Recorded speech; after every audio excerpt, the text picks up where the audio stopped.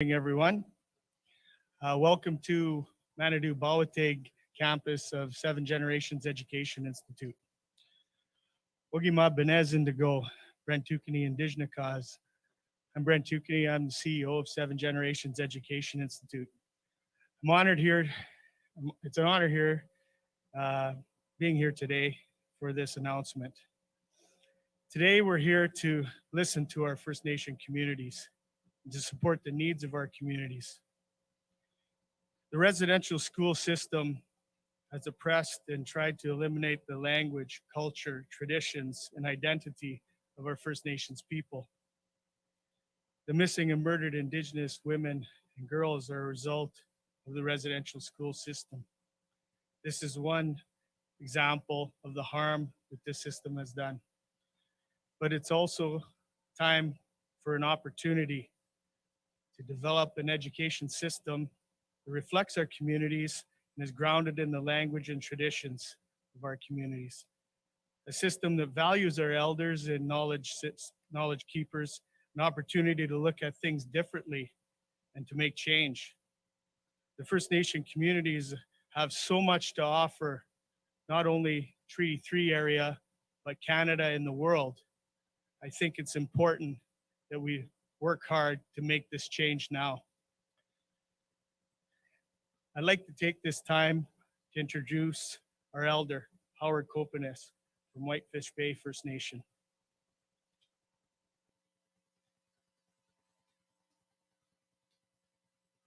Bonjour. Good morning, everyone. Just before I go into the ceremony, I'd just like to say, coming together today here is a very, very special day for the children that have gone through the hardships, the families. I'm coming here today to work together and go forward in balance amongst one another and amongst creation is a very, very powerful thing for all people. So I would like to say again, miigwech, and I'll speak in my language, and also I'll share a children's song for you that have been passed to the people. Bojo, yo nigabundigo, shugumina hako ebenes, minam squatte. E makwageni dote, miteo ganigeni donde, nimiteo, chibe miteo.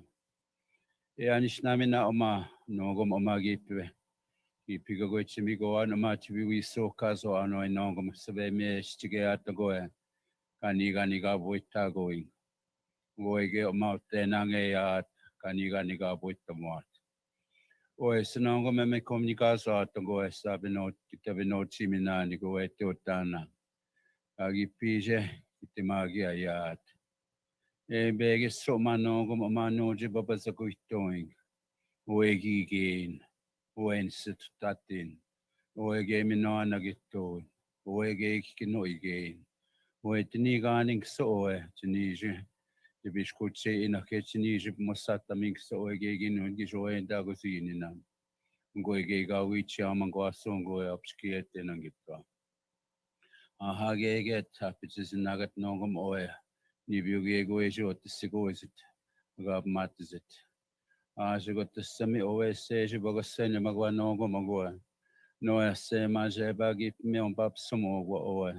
To we so koya to when oe. Chip me no door. I meet the soy, she mammy quenching or goa. Goa be no chioxa. Miss Eva Bambetiat.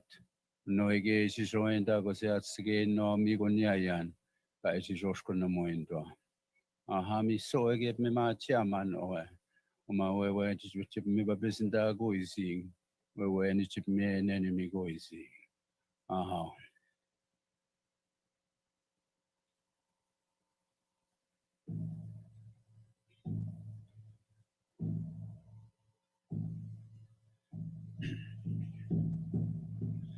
Go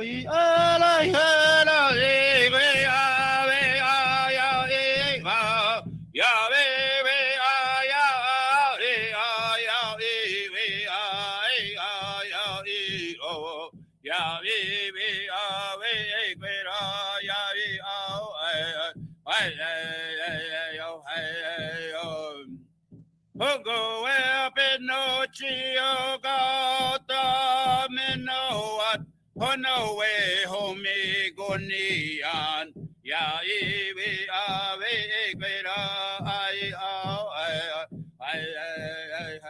oh ya hera hera ya iwi ya we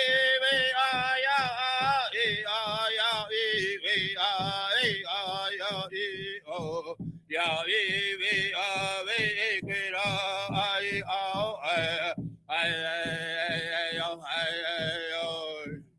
Ogo Ebenochio Gata Menoat Hono we homi gonian ya iwi we quera I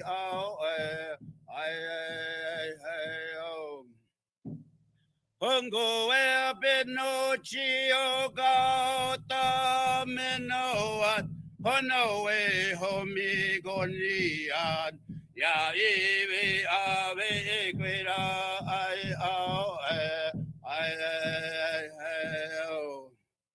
aha misikonagenin ekositiga aha bebe kangeni tagois geneni migois genin mavi so kazo aha misaguna aha igwech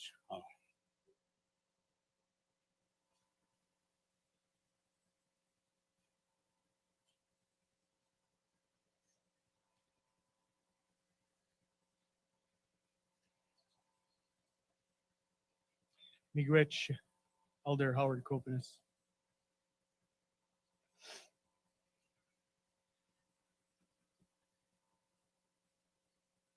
I would like to take this time to introduce Premier Doug Ford.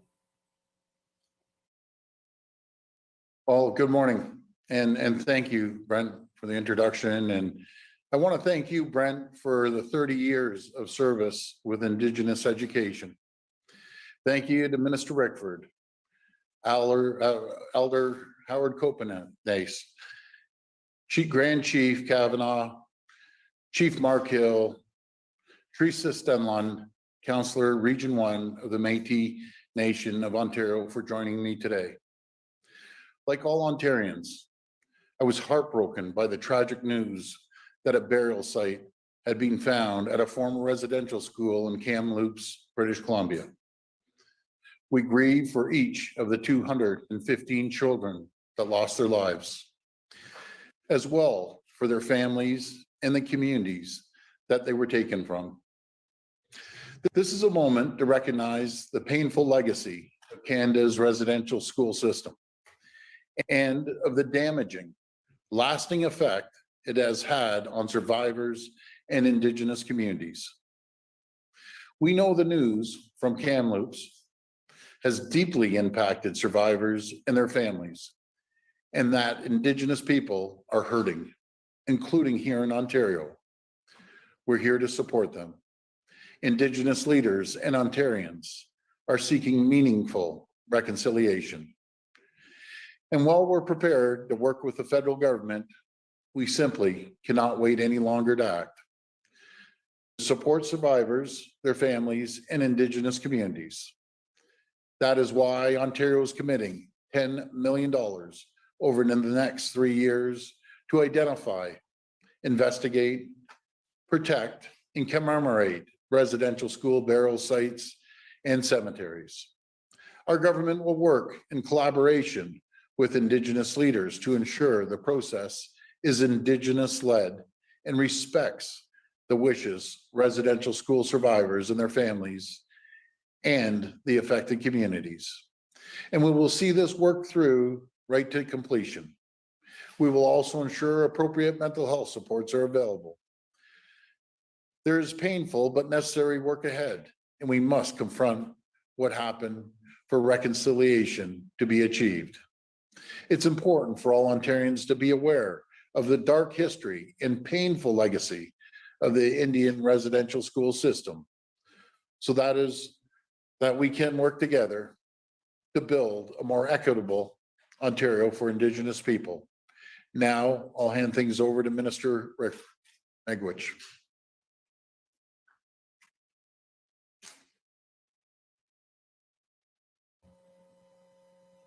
Well, thank you, Premier, and I want to thank you for your leadership and your confidence to proceed with this important announcement today. I also want to thank my cabinet and caucus colleagues as we rallied over the past couple of weeks to respond to one of the most horrific events as part of Canada's darkest chapter in its history. I want to thank Elder Howard Kopanis for getting us started today in a good way. And I appreciated the opportunity earlier this morning to speak to the Chiefs of Ontario and let them know what we're announcing this morning. Brent, thank you. Brent Toucanet is hosting us here with his amazing team at Seven Generations. We have a COVID appropriate announcement here, but he's got an amazing tech team. And this institution really is the face, the complexion of a modern Indigenous education. And Brent, you've led that charge for a long time, and we appreciate, we think it's appropriate to be here today. The discovery last month of the buried remains of 215 Indigenous children on the grounds of a former residential school in Kamloops, BC, left a searing reminder of the horrific legacy of Indian residential school. It was something that all Canadians responded to, motivated by their grief, calling on their respective governments to take action. I wish that I could say that this was an anomaly and such news will never happen again. Unfortunately, it may not be the case.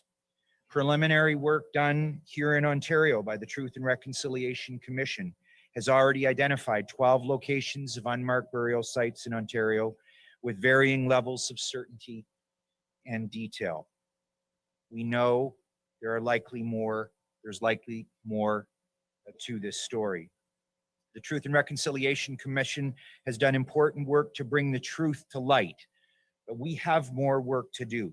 And in searching for these sites, we know that these are reopening wounds, some that have never healed, frankly, and bring painful memories to the surface. That's why it's critical that any search and recover efforts are community-led, led by Indigenous people, and supported with respect for community protocols and the diversity of cultural practices across Ontario. It's why today I'm proud to be joined by the Premier to announce that our government is investing $10 million to support the necessary work guided by Indigenous elders, residential school survivors, and community leaders. Let me be perfectly clear to the people of Ontario today. Each phase of this work must be and will be guided by Indigenous communities, Indigenous leaders, and Indigenous organizations, as well as Métis. And we will ensure that ongoing culturally appropriate mental health supports are available immediately to survivors and affected families and communities at every step of the way. A special shout out to my colleague, Minister Michael Tobolo, who has made great strides to bringing culturally responsive, Indigenous-focused mental health supports, in particular to Northern Ontario and isolated Northern Ontario in cooperation with the Anishinaabe Nation, to provide us with a strong foundation and leverage to deliver wellness support to communities in every region of the province as we endeavor to do this program together. If warranted, we will use the resources that the province has at the request of Indigenous leadership and ensure that not only our technical expertise, our capacities in forensics and pathology and mental health support are leveraged, but those of independent providers, many of which are already working with some communities and some groups on the remediation and recovery of known, unknown, and unmarked burial sites. If you'll indulge me for just a moment, I want you to know about my own understanding and experience of the intergenerational trauma inflicted on survivors, community members, and their families. After living in isolated and remote First Nations communities across Canada, most of it here in Northwestern Ontario, I have unfortunately seen the long-lasting impacts of Indian residential school. And so it is today, not just with a deeply professional, but personal commitment to the leaders who are here today and speaking, but to the Indigenous people of Treaty 3 and lands all across this province to move forward. Indigenous communities have waited too long for action to bring justice to the little ones who didn't make it home from school. Our government is proud to come to the table with funding and a plan to make real progress in the search for these children, to bring justice and closure to Indigenous communities across the province. It's important to acknowledge that we are not starting from scratch. Existing provincial records and survivor testimonies from previous inquiries will be honored as we move forward, helping us to inform our next steps and minimize the re-traumatization of survivors who have courageously shared their truth. Work of this nature is specialized and technical. We will be working in partnership with survivors, elders, leaders, and communities. And our government, the Government of Ontario, will ensure that technical experts such as archaeologists, forensic specialists, and historians are available to support communities. We anticipate that many will want this process to move as quickly as possible. However, we must also ensure that the process is respectful and thorough. To that end, we are offering communities additional pieces of support. Dr. Michael Polanin, Ontario's Chief Forensic Pathologist, has led exercises such as this around the world, and he'll be able to assist us in this process. We will also leverage the capacity and experience of Dr. Dirk Heyer, Ontario's Chief Coroner. Their expertise will help ensure that this critical work is done to the highest standard possible and rooted in a respectful and informed approach by the Indigenous people of Ontario. Initial site identification will be the first step in what is anticipated to be a much more extensive process. And we're committed to seeing this work through to completion in collaboration with our Indigenous partners. While some communities might wish to undertake this work immediately, there will be some that may not be able to do so. The wishes of affected families and Indigenous communities will be respected, and approaches will be flexible and community-driven. We will work with all of you to address this matter. Over the next few years, we will work together to identify, protect, and maintain Indian residential school cemeteries and unmarked burial sites. When we can, we will appropriately commemorate these sites and the lives lost and repatriate the remains of children for families to bring closure and move forward, should that be the wish of affected families and communities.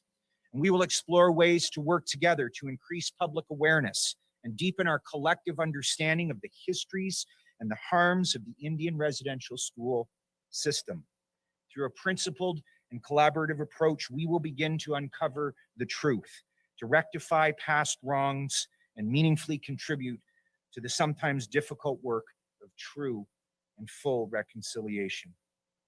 I'm thankful to the Indigenous leadership who join us here today, and I look forward to hearing from them in a moment. I want to thank Grand Chief Kavanaugh, Grand Council Treaty 3, Teresa Strenlin of Métis Nation here in Kenora, Chief Mark Hill of Six Nations of the Grand River, who's joining us virtually today, and other Indigenous leaders here and that I joined earlier this morning to share in this news. I also want to mention and appreciate the letter that I received from MPP Saul Mamakwa in Keewatin. Saul, I know we spoke in the legislature not long ago.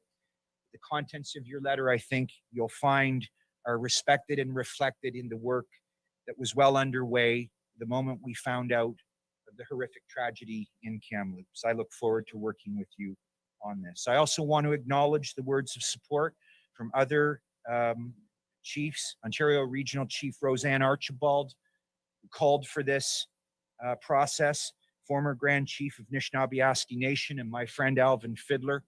I'm honored to have your support in this plan. We will continue to rely on your knowledge and experience as we move forward. I want to thank everybody for being here today and making this announcement so special. My name is Greg Rickford. I'm the member of Provincial Parliament for the Great Kenora Rainy River and the Treaty 3 lands. It's a privilege and an honor to serve my constituents, and it is humbly that I accept the responsibility to work with Indigenous peoples to recover, remediate, and move forward on this difficult chapter in the history of the Indigenous peoples here in Ontario. Thank you, Miigwech, Miawan. I'll now turn it over to Grand Chief Francis Kavanaugh. Thank you.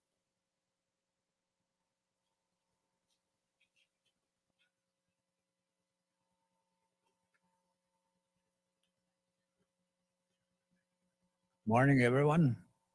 To me, I'd like to thank our Honorable Minister, Greg Rickford, for introducing myself, also inviting me to take part in today's announcement.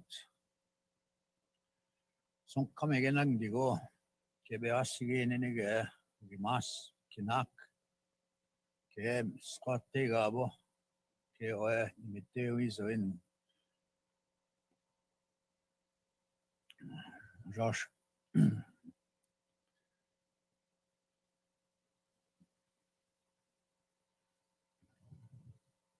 Slightly. Okay, I just lost my train of thought. Anyways, I'm glad to be here. You know, I'd like to also acknowledge and say Chimiwich to our elder, Howard Kupanes from Notikumegwaning. You know, I appreciate his words during his invocation and song to commemorate the lost souls in 215 and the subsequent remains that have been found in Manitoba and in Saskatchewan. And I'm sure there will be lots more found. Anyways, I have a prepared statement. Good morning, everyone. Miigwech for being here today. After the news of the 215 children found in Kamloops, our nation is heartbroken. This news has affected our people in deeply profound ways.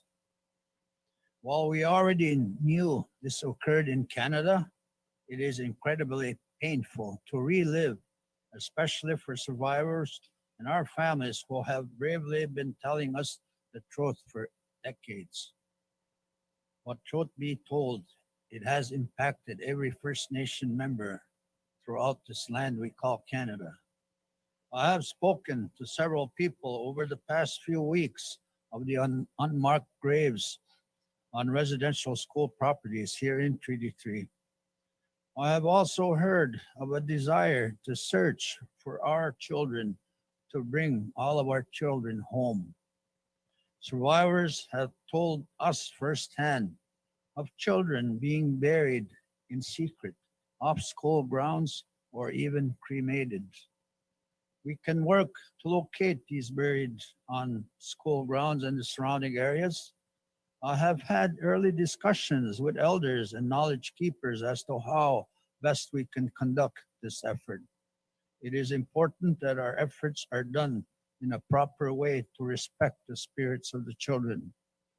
I will continue to have ongoing discussions with the nation to make sure no further harm occurs to the survivors, our families, our people, and our communities. Many Canadians were shocked, perhaps shamed, with the news, and I encourage them to learn about the real history of residential schools and of many other forms of colonial violence inflicted upon our people, starting with the territory they reside in, which is the nation of Treaty 3. I acknowledge the government of Ontario for taking steps beside us in our search to face the realities of residential school. This requires people to admit uncomfortable truths, and the burial of children in unmarked graves is a crime against humanity. And I would deem the perpetrators of these atrocities less human than us. As a society, we can no longer hide behind the past or deny the realities of what happened in Canada. We must admit the crimes of the past and actively work towards ensuring that is this no longer very truth. The survivors, our children, our families, I want to offer my support and that you want to, if you are ready to, please reach out to someone to talk to. We cannot suffer in silence any longer, and it is important that we work through this together. Jimmy Wedge for this day. Also, I just want to share a little bit of how I'm personally impacted by this. I myself did not attend residential school, but I had four of my sisters and one brother older than me that attended. And it pains me to have to relive their experiences. I once watched one of my sisters talk to a federal negotiator during a lunch break.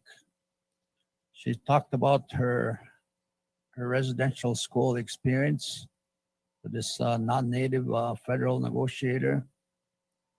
And I don't know what they were saying. I was never brave enough to ask either, but both of them were sobbing, and it pains me to think about that today, and that's why I say that not only survivors are impacted, it's all of First Nations people in Canada are impacted by this discovery. With that, miigwech again to the government for making this happen today. Miigwech.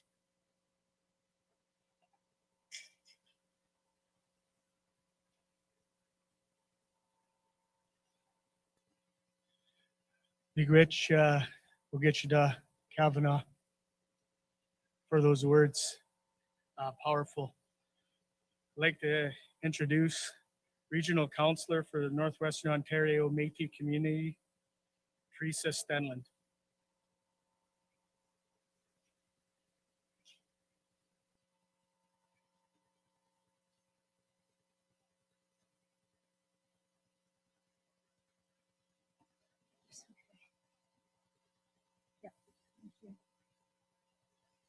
I just wanted to begin by acknowledging we're meeting on the traditional lands of the Anishinaabe of Treaty 3 and the Métis Nation. I also wanted to acknowledge and thank Elder Howard Kopanis for the opening prayer and song, Chinabwich. I also want to acknowledge Premier Doug Ford, the Honorable Greg Rickford, Agichata Francis Kavanaugh, Chief Mark Hill, and all those community leaders, guests, and others who are present here today or that may be watching this announcement. Today, I am thinking of the 215 Indigenous children that tragically lost their lives, and the hundreds more that lost their lives in the 130 residential schools across Canada. Sadly, so many in the Métis Nation have close family members who attended residential and day school institutions. My own family has been impacted by residential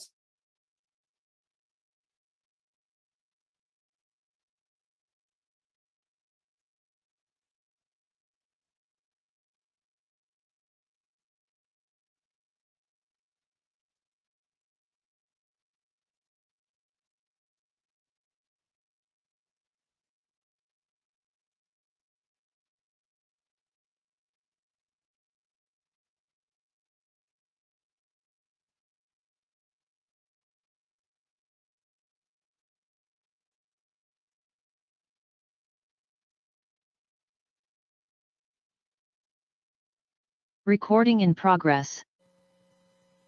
Minister Rickford, your announcement today of an initial investment of $10 million over 3 years and a commitment of immediate funding, which will be guided and led by Indigenous decision-making, is another step along the reconciliation and Ontario's commitment to establish strong, collaborative, and mutually respectful relationships with Indigenous peoples in Ontario. It acknowledges the huge negative impact these schools had and continue to have within our communities, and it charts a course of action to begin to address them. Thank you for your commitment to the Indigenous peoples of Ontario. Minister Rickford, I'd like to present these moccasins to you on behalf of the citizens of the Northwestern Ontario Métis community as a gesture of appreciation for walking towards reconciliation. So miigwech. Merci, Marcy, miigwech. Thank you.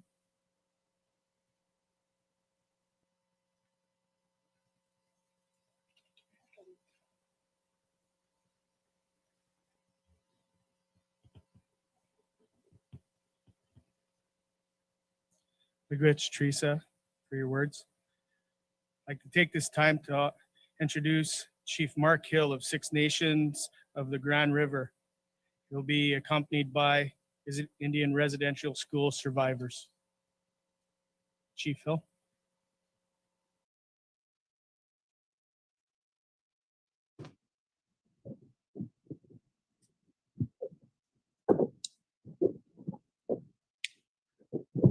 Scano, Sego, and good morning, ladies and gentlemen, and welcome to Six Nations of the Grand River Territory. I would first like to start by acknowledging and thanking some of our survivors of the Mohawk Institute who are with us here today.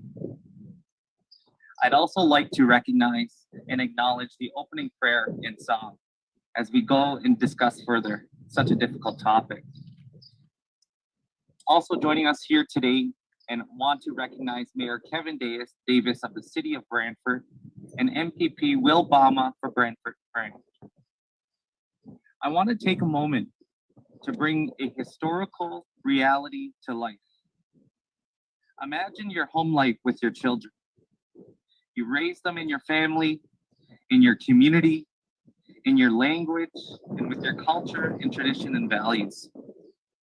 In the day-to-day life of family, your children learn what it means to be who they are, and they learn their identity and where they come from. But one day, officials representing the government show up at your front door and take your children away from you. They're put in a faraway institution, like example, what we're standing in front of today, where there is much misery, neglect, and abuse. You will not see them for a very long time, if ever again. Some of your children die, and some you don't even know what happened.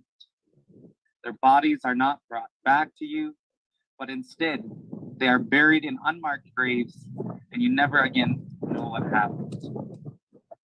This was the experience of all too many Indigenous families, and all of our communities remember. After the 215 children were found at the Kamloops Residential School, a full investigation into all such burial sites across Canada has become critical. At Six Nations, this has been a bitter renewal of grief for all of us. We too had our children taken away to a residential school, the Mohawk Institute, also known as the Mush Hole, again, which we are standing in front of today. This was one of the oldest, longest running of the residential schools, operating for 142 years. The intent was the same, to change us, to make us other than who we are. The National Center for Truth and Reconciliation has documented evidence of 52 children who died here, but we don't know how many others are out there, or most importantly, where they are buried. We know that there were 46 children from Northern First Nations communities sent here, but again, we don't know what happened to them. The Mohawk Institute was unregulated and unaccountable from the start. As the TRC said, the federal government was responsible for neglecting the health and safety of children. This failure to establish and enforce adequate standards, coupled with the failure to adequately fund the schools, resulted in unnecessarily high death rates at residential schools. But this failure of the federal government was built on an earlier crime: the forcible removal of our children from their parents, families, and communities. To this very day, at Six Nations, there are whispers within our community about our missing children and where they might have been buried. It is past time that we find them and bring justice. Six Nations is adamant that we must do this right, and with the best technical expertise and equipment available. I am so pleased that the Premier of Ontario, Doug Ford, has made today's announcement and is willing to lead the country in taking the right steps because it is critical that we work together. When it comes to the mush hole, the word complex does not begin to capture the essence, scope, and magnitude of the investigation required to search for the missing bodies of all children buried on the grounds of the Mohawk Institute. The Mohawk Institute burned down twice, changed locations, and was associated with substantial farmlands of well over 350 acres at least, on which the children were made to endure hard labor. In recent decades, nearby developments have also encroached upon related properties, which raises additional concerns about the feasibility of locating certain possible burial sites of our children who went missing so long ago. We must work with other First Nations communities in this process, as many of them also sent their children here. We don't know how many children in total we're talking about, and again, it is essential that we find out. The TRC also said that there were 51 children missing, but 215 bodies were found. The question is, how many will be found here? After reading a recent CBC article, I am disturbed and angered that it seems some companies may even be looking to take advantage of First Nations communities in the search for missing children. We must not allow those offering false services for their own profit to take advantage of survivors or our community. Make no mistake, Six Nations is adamant that there is no other option but to do this right with the best credible technology and experts. And again, they must be led by Indigenous communities and survivors. That is why we must approach this from a death investigative process. And we have called on the Commissioner of the Ontario Provincial Police, the Solicitor General, the Attorney General, and the Chief's Coroner's Office. And further, why we have sought the support of the Premier of Ontario and the Government of Ontario. Precedent has been set. Bodies have been found on the IRS property, and now by law, all other properties must be searched. Deaths have been reported, and there are reasonable grounds for these investigations as there is no other option. With the Government of Ontario committing to a full investigation of burial sites, Six Nations is encouraged in the hope that we will find all of our missing children and bring to light what exactly happened to each of them. In closing, we express our solidarity with everyone affected by the recent discovery or haunted by the intergenerational wounds, and we will continue pressing forward to protect all children of today and provide a better future for the coming faces of tomorrow. I commend again Premier Ford, Minister Rickford, and all of our partners. And finally, I would like to again say nyawa to all of our survivors for being with us here today. We honor you, and your courage has brought us all together. We cannot skip justice and just go straight to commemoration. Commemoration is important, but that is not why we are here today. We are here to seek truth in the pursuit of justice, and that every child matters. Thank you, and Yahweh.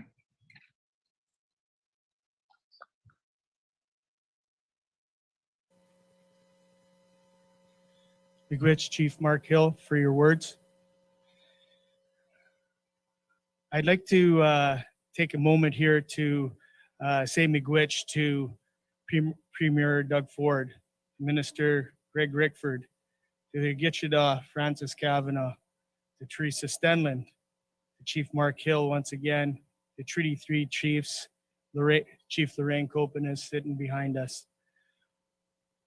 Before we end here, I'd like to just, in honor of the survivors, and to take a moment just of silence here to think about our lost children in Kamloops and the others across Canada.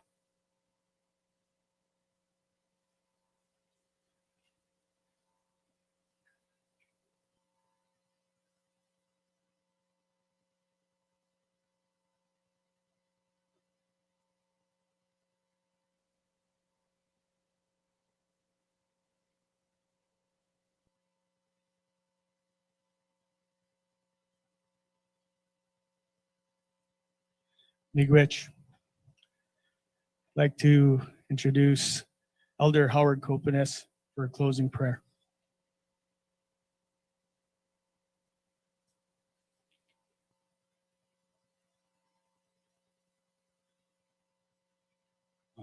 Miigwech. Our teachings, our elders say, when we come together to talk about life, to talk about our children, to talk about our journey ahead, we do not close our gatherings. We just say miigwech until we meet again. And it's one of the teachings that has been with us for many, many generations. So at this time, I would just like to share with you a miigwech song that will help us to remember today and also go forward in a good way. How miigwech song.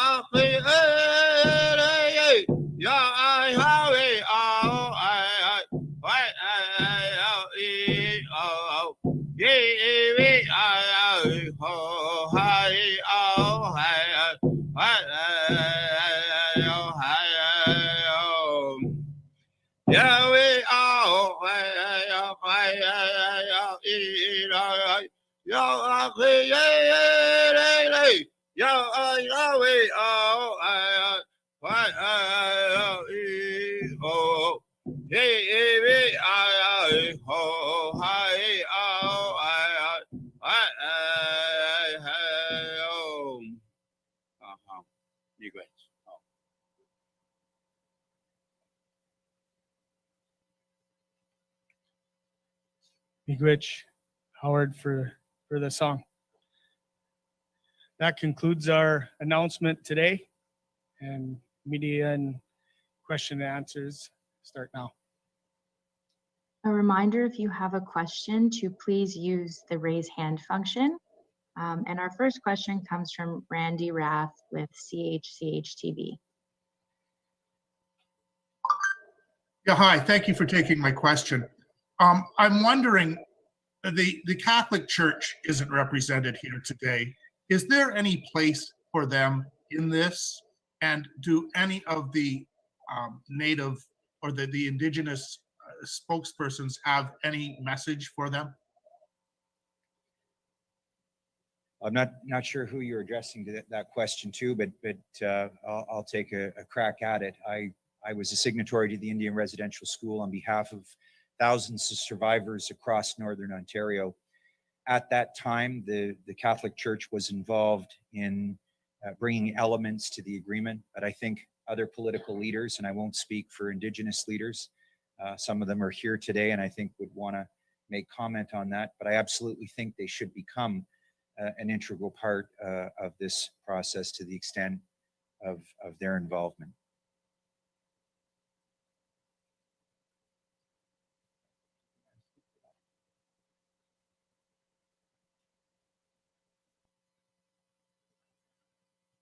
Which, Greg, I guess from our perspective as First Nations people, I believe that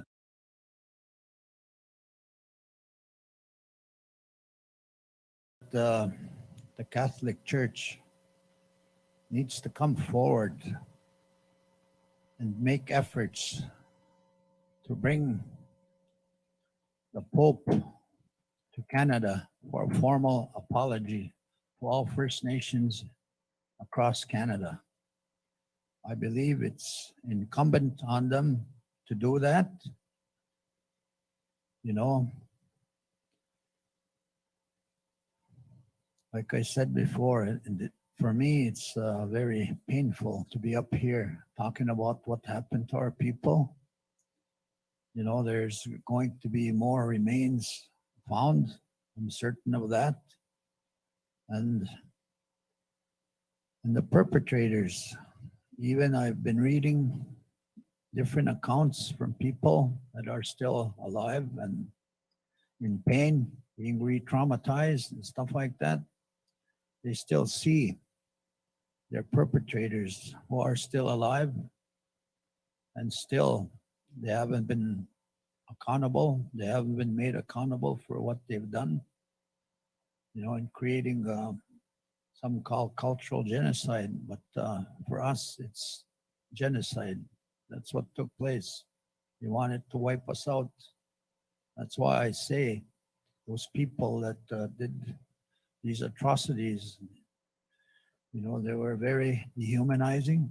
That's why I say, to me, the perpetrators were less of a human being than us. That's what I believe in. I mean, why would another human being do what they did to our children, to our people? They need to be held accountable. They need to come forward and try bring the Pope to come about and make that official apology to the people of First Nations of Canada. With that, Dr. Miigwech, for allowing me to say a few words. Ahau Miigwech. Randy, do you have a follow-up? Yes, I do. I'm wondering if the if criminal charges, clearly horrific crimes took place in these schools. Do we anticipate any criminal charges to come out of any of these investigations? Well, look, through the Indian residential, following from the Indian residential school agreement, obviously there were a number of processes that addressed issues of abuse and other kinds of activities. What we've announced here today is focusing on providing support to an Indigenous-led decision-making process to gather information, to support forensic and pathological information, to bring closure and a new beginning to the Indigenous peoples of Ontario, survivors, their families, and their communities. As Chief Hill, who spoke so eloquently today, and I had discussed a couple of days ago in helping to put pieces of this together, it would be available for the communities to understand and assess the information as it comes to light. But the province's role, obviously, in a federally administered program in partnership with other entities, our interest and our role and responsibility in this today, as has been said by a number of Indigenous leaders, is to simply support them, to leverage our technology and our capacity. I'm sorry, I had my mask on there. In an effort to identify, investigate, protect, and commemorate this horrific occurrence from the Indian residential school legacy. Thank you. Your next question comes from Laura Stone with the Globe and Mail. Hi, Laura. Hi, Minister Rickford. I wanted to ask you about the timelines. So this is a 3-year plan, but there's no firm timeline on when the work will actually start or finish. It also speaks to the need to follow the community's wishes. So I'm wondering if you have any more specifics on when you think this work will start, and how confident are you that you'll be able to achieve consensus to get it done? Well, immediate and confident. We've worked closely under the leadership of Premier Ford with Indigenous leadership, the Chiefs of Ontario. We've worked through some challenging issues and turned them into opportunities. I don't see any reason to believe that we won't be able to do anything different in this situation. Phase 1 and Phase 2 provides for immediate funding. It focuses on trauma-informed, culturally relevant, and responsive mental health and wellness supports. In addition, to consolidate the work that Ontario has been doing in response to the Truth and Reconciliation report in these regards, specifically, and it's not limited to recommendations 71 through 77 in the digitization, archival records, and gathering various other information, which I believe will be foundational to the work that Indigenous-led groups will endeavor to start immediately. That's why we've mobilized a significant resource at the front end of this. And frankly, Laura, we've left this opportunity down the road to understand what the most appropriate commemorative activities would look and feel like. So these resources are committed and intended to be immediate, to respond to the work that's going on across the country and even here in Ontario, and especially as Chief Hill and their community par excellence is leading a process there in the identification, investigation, and ultimately the protection and commemorating as information becomes available, their findings. Laura, do you have a follow-up? Thank you. My follow-up is for Premier Ford. You mentioned in your remarks you didn't want to wait for the federal government to move on this. What exactly did you mean by that? Were they asking the province to wait for more consultations? Do you think it's taken too long? Can you just expand on why Ontario has decided to move ahead right now? You know, Laura, this is federal jurisdiction, but I'm not going to wait to support our Indigenous community. We've built an incredible relationship with all Indigenous leaders across the province. And I've always said from day one, we're going to have their back. And I'll never break that promise. I'll always have their back. I'll always support them. But the atrocities, the tragedy that's happened in the past, we have to investigate it. We have to support the investigation led through the Indigenous community. And we're going to make sure we go to the full extent and make sure that they have the support that they need. I just don't have time to wait for the federal government.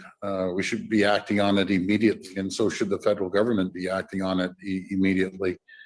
But we have a great relationship. I'm very, very thankful and grateful. We've built this relationship through Minister Rickford, that's done an incredible job, through chiefs right across the province, and through Regional Chief Roseanne Archibald. We have an incredible relationship with Chief Mark Hill, so many, and we're going to continue that bond and move forward and make sure this is part of reconciliation.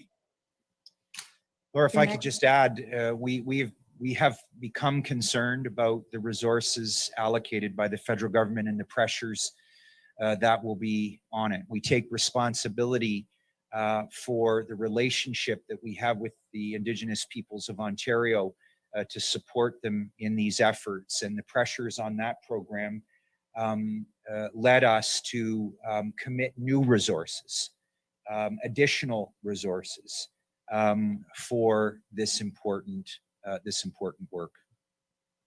After this announcement, I'll be writing my provincial counterparts, and hopefully we'll be able to join in a meeting and start to put the contours to a framework that other provinces can perhaps use and learn from, because we believe what we're announcing here today is leadership on this matter.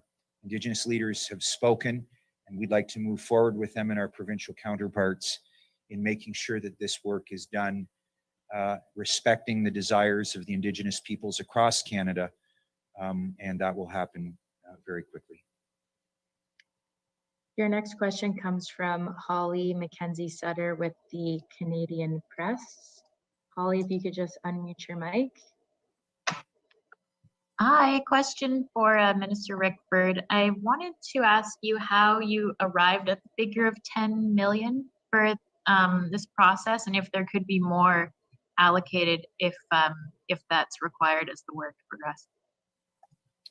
Well, thank you. You know, this is never an exact science, but in our in building out the work and understanding the kinds of activities, realizing that there is internal capacity within the provincial government. I mentioned the coroner's office and our capacity in pathology. The experts out there that are already doing work, we believe that this was a reasonable amount of resource and we vetted that, socialized it, if you will, with other Indigenous leaders, and we committed to make much of this at the front end focused on trauma, health, and wellness supports, and the immediate physical activities associated and technology requirements to support this.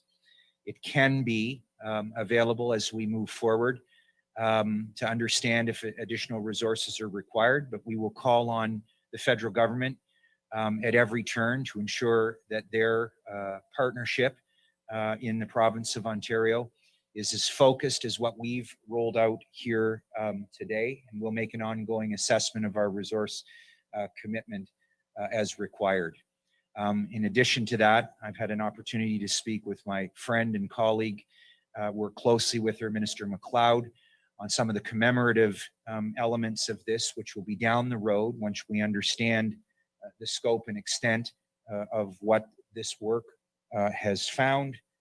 As difficult as that is to imagine, I thank Minister McLeod for her leadership and desire to work with my ministry where other resources may be committed as part of Ontario's heritage. Thank you. Follow-up? Yeah, I'm just wondering if the search might extend beyond sites that are designated as Indian residential school grounds, like if there are other possible burial grounds that aren't a part of those official sites, could the work extend there?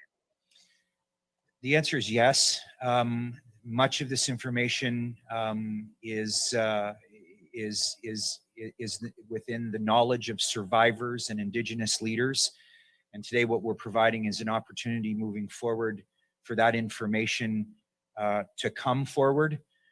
As you heard Ogichida, Grand Chief Kavanaugh allude to, it may be true that there are unmarked graves and that they may not be immediately proximal to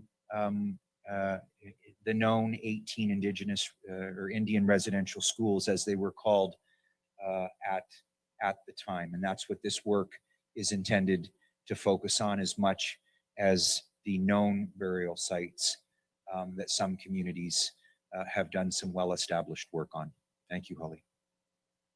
Your final questions come from James Murray at Net News Ledger. James, if you could just unmute your mic. Hi, Good James. morning. Good morning, Minister Rickford. Good morning, Premier Ford. My first question is to Premier Ford. The speed at which you've acted on this is great. This is an important issue. It's good to see Ontario taking leadership. There's two other areas where Ontario may need to be taking leadership. The first one is in the community of Kashechewan, where the number of people with COVID is skyrocketing. And is Ontario prepared to step in and do some more work in Kashechewan? Absolutely. You know, Dr. Tian has done a great job in vaccination of remote immunity. We move quickly on that as well. And I want to thank the people from Orange and the leaders throughout First Nations communities when we flew in there.